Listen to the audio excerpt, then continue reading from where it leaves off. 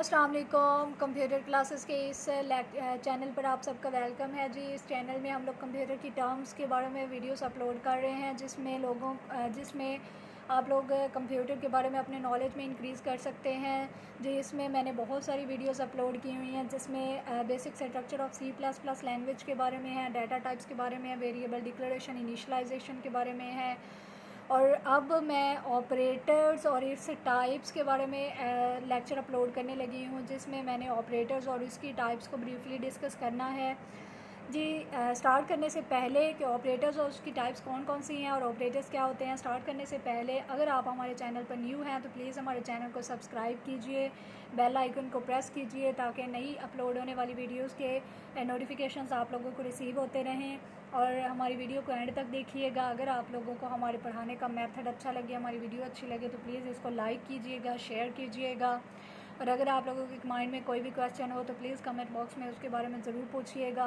तो हम लोग स्टार्ट करते हैं कि ऑपरेटर्स क्या होते हैं। Operators are the symbols that are used to perform the certain operations on the data. ठीक है, ऑपरेटर्स ऐसे सिम्बल्स होते हैं जो आप लोगों के डाटा जो आप लोगों ने दिया होता है ना उस पर कुछ ऑपरेशंस को परफॉर्म करते हैं।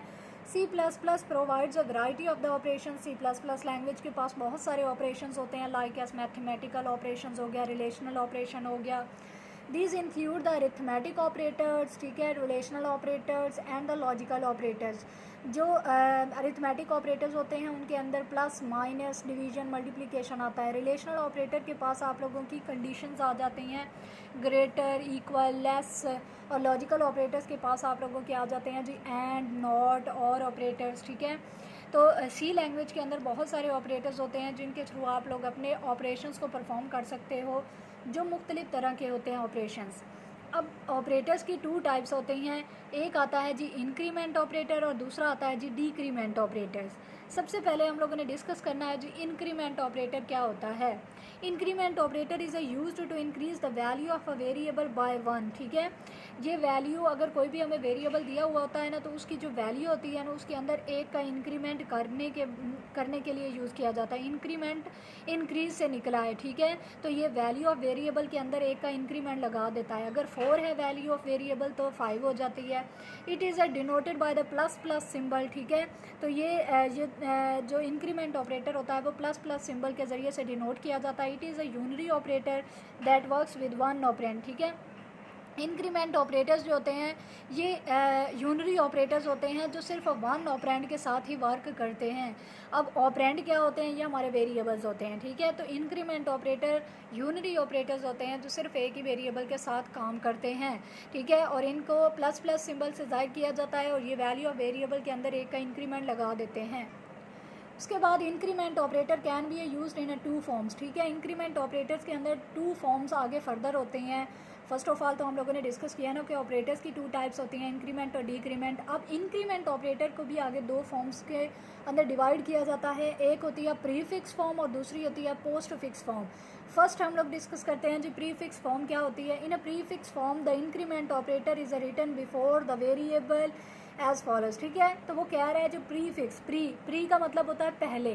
ठीक है, तो प्री फिक्स फॉर्म जो होती है इसके अंदर जो इंक्रीमेंट ऑपरेटर यानी प्लस प्लस होता है उसको हम लोग वेरिएबल से पहले लिखते होते हैं, बिफोर द वेरिएबल। ठीक है, लाइक एज प्लस प्लस, ये हमारा इंक्रीमेंट ऑपरेटर हो गया और ये हमारा ऑपरेंड हो गया।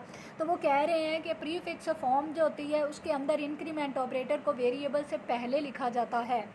ठीक है, तो वो उसकी एग्जांपल भी उसने दे दिया, उसका सिंटैक्स हो गया लाइक एज। उसके बाद पोस्ट फिक्स सेकंड फॉर्म होती है। In a postfix form the increment operator is written after the variable is called. अच्छा जी, पोस्ट फिक्स फॉर्म एक ऐसी फॉर्म होती है जिसमें हम लोग इंक्रीमेंट ऑपरेटर जो होता है ना यानी प्लस प्लस जो होता है उसको वेरिएबल के बाद लिखते हैं। अब हम लोगों ने यहाँ पर वेरिएबल वाई लिया है और इंक्रीमेंट ऑपरेटर आप लोगों को पहले ही मैं बता चुकी हूँ, जो प्लस प्लस होता है उसको इंक्रीमेंट ऑपरेटर का सिंबल कहते हैं। तो वेरिएबल के बाद लिखने को पोस्ट फिक्स फॉर्म कहते हैं और जो वेरिएबल से पहले लिखा जाता है वो प्री फिक्स फॉर्म होती है। उसके बाद आता है जी difference between the prefix and the postfix form. वो कह रहे हैं कि अगर प्री फिक्स और पोस्ट फिक्स लिया जाए तो इन दोनों के दरमियान में डिफरेंस किस तरह से होता है। इनको दो तरह से यूज़ किया जाता है, एक होता है इंडिपेंडेंट एक्सप्रेशन और दूसरा होता है लार्जर एक्सप्रेशन। अब हम लोग देखते हैं कि इंडिपेंडेंट एक्सप्रेशन किस तरह से वर्क करता है और जो लार्जर एक्सप्रेशन होता है उसमें अगर दोनों को यूज़ किया जाए तो वो किस तरह से वर्क करते हैं।